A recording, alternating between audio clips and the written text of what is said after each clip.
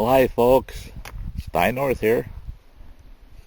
Here I am out at the pond. I came out here and was just spending the afternoon observing. It turned out to be a really nice afternoon today, which is rare lately. If it's not freezing cold, rainy, or snowing, it's sunny. And today we have a good mixture of sun and clouds. The sun's out more often than not. So I thought, well, I'm going to go out to the pond. So here I am. And I did a quick video on some shout-outs. And as I said in those shout-out videos, I check my shout-outs out. I'm very good channels I'm going to recommend to you folks.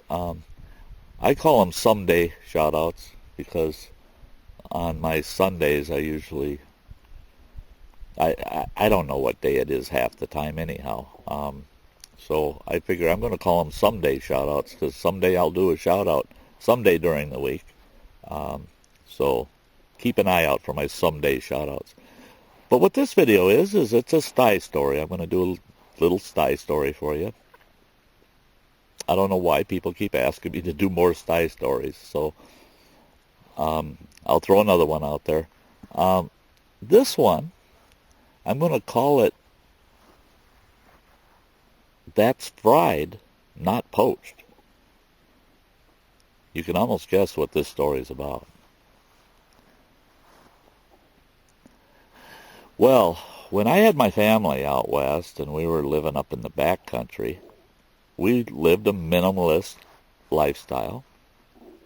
And I got my hunting and fishing, my sportsman's license every year because we depended on game and fishing and gathering.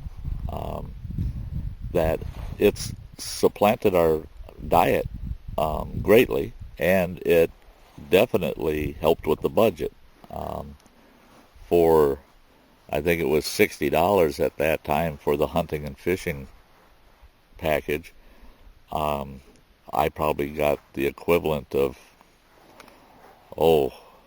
I'd say at least $1,500 to $2,000 worth of food out of those hunting and fishing licenses. So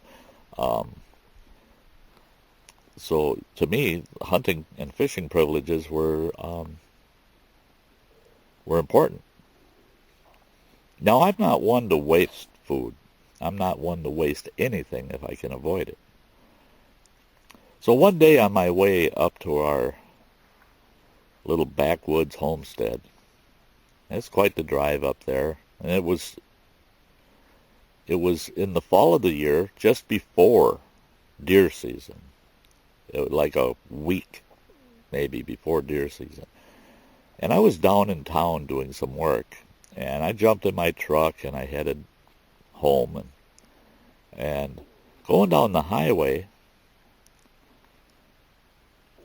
I see a roadkill on the side of the road.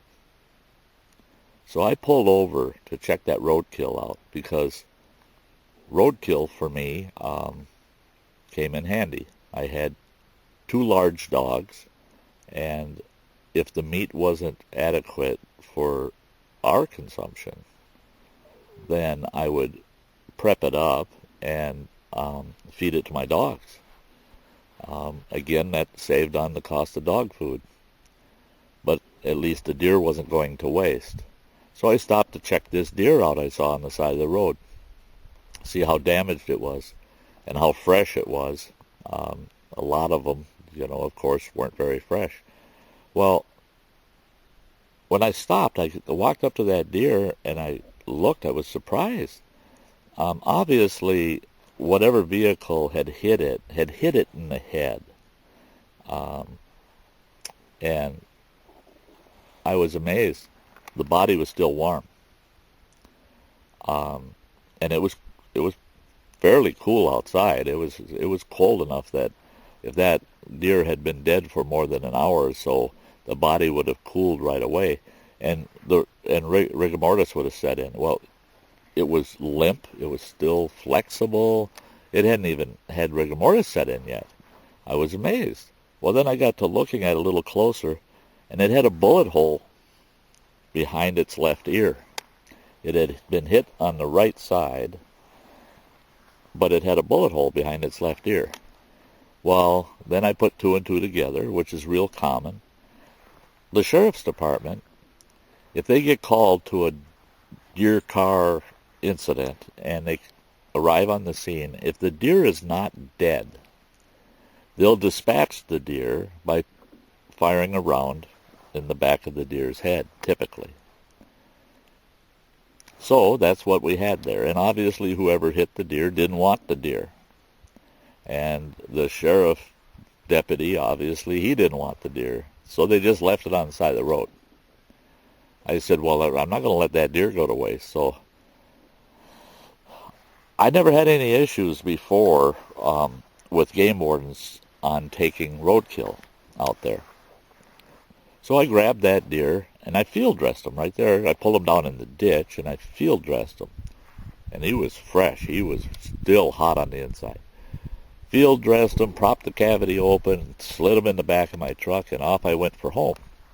Well, I took him home and I processed them. Cut them all up, processed them, and was making jerky out of most of the meat, and we had like a spring house cooler type affair, almost like a root cellar thing that had an artesian spring running through it that kept things nice and cold. And we put the fresh part of the deer in there for eating fresh venison for the next week.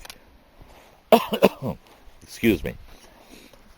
And I prepped the hide, rolled it up, and I put it in the rafters of this old shed there. And to stretch and brain tan later. I had a frame that I used for stretching and brain tanning deer hides. And I had a hide in it at that time, so I just prepped this one and rolled it and stored it. Well, then we went to town a couple days later or so because an acquaintance of mine had two steers that he wanted slaughtered and butchered. And I had arranged with him that for some meat, some beef, and I get the hides and I get all of the scraps, the bones and things of that nature to bring back for my dogs.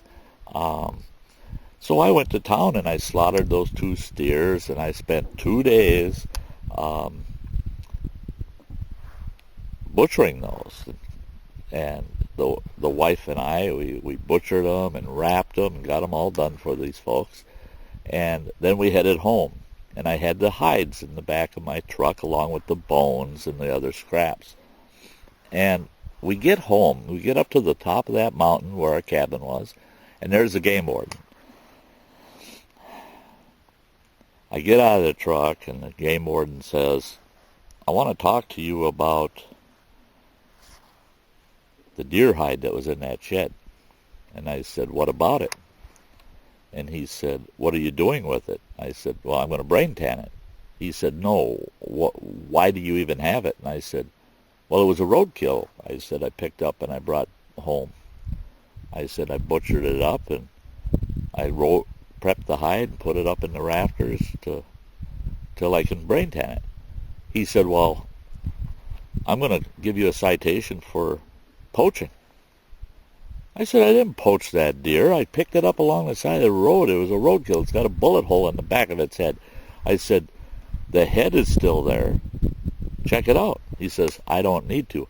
He said, I threw the hide and the head in the back of my pickup truck.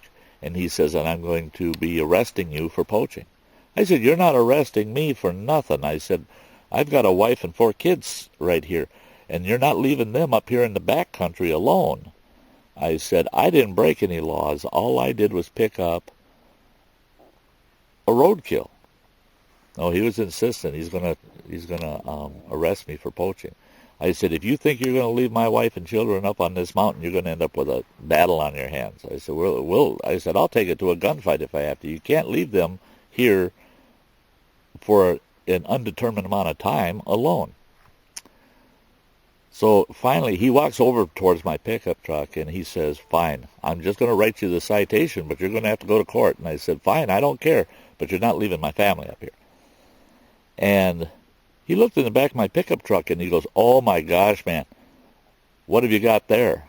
I said, "I've got hides back there." He goes, "Where'd you get those hides?" I told him who I got them from, told him how I got them. And he goes over and takes a knife and he shaves the hair off of one over the brand.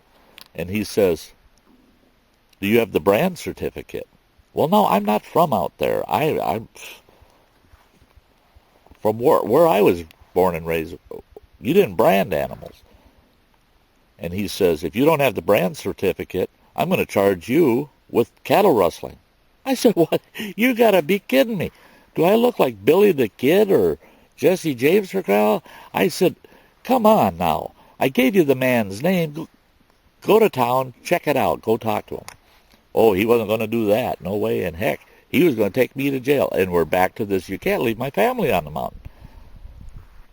Finally, he gave in and he said, well, he called his dispatcher, and his dispatcher got a hold of the owner of the steers that I butchered, and the owner verified that, yes, he holds the brand certificates. They belong to him. They're perfectly legal, blah, blah, blah. So he left, finally left. He never took the meat, the venison. I was amazed. We enjoyed every bit of it. And I went to court a month later, and I explained to the judge that in that state where I was living, there's a law in the books, a statute, that has never been repealed, that says that if you're not accepting any kind of state aid, nothing from the state to help support yourself, and you are domiciled, living in that state, and you are a citizen of that state, that you can hunt and fish to a limited degree for your sustenance. So I argued that in court. Well, I lost. After the trial, the judge told me, he said, "You know why you lost?" And I said, "Well, obviously that statute's no good anymore." He said, "No, you didn't get up on the witness stand and testify under oath that that was what you did with that deer, that you took it just to sustain your family, and that you weren't in the possession of an unlawfully killed white-tailed deer." So that's why I lost. Well, the judge felt for me. He was supposed to give me 2 years without hunting and fishing privileges. He only gave me 1 year of no privileges. And he was supposed to fine me $1,000, and he only fined me $300. And then I paid the $300, and then I ran into him after the fact, and he says, "Why didn't you come back to my chambers and ask me to stay that? I would have stayed the fine. You wouldn't have had to pay a thing." He said, "Because I totally understand what you did, why you did it, and the circumstances." But he said, "You just lost in court. That's all there is to it." So when I walked out of that courtroom, however, I said it so the judge could hear it, so the whole courtroom could hear it. I looked right at that game warden sitting at the prosecutor's desk, and I said, table, and I said, "Mister, one thing that's for sure, that venison was fried. It was never poached." And that was it. That's the end of that story. Thanks for listening, folks. And be careful out there, because there's always something that you can do that you think is perfectly legal, and it's not. So this is Stein North. From all of us out here at Camp Wilderness Thriving Fundamentals, you come and stay with us. We'd love it. And you all have a very nice day.